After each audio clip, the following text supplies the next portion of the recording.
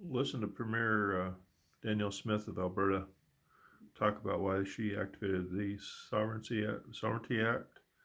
Um, a lot of people don't agree with her, but I think she's right on this. What are your thoughts?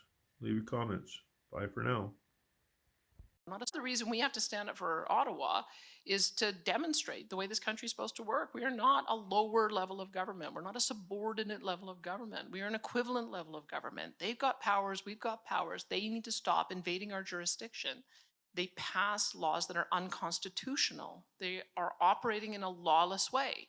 And then it creates economic and private sector uncertainty. They force us to go to court. It takes 4 years for us to get a decision, and then they think that they can go and ignore the court anyway.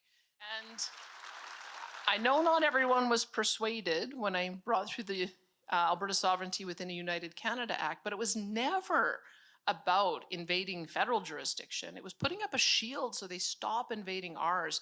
And I've been quite interested to see, and I knew I had to be judicious in its use, but these net zero power regulations are our principal example.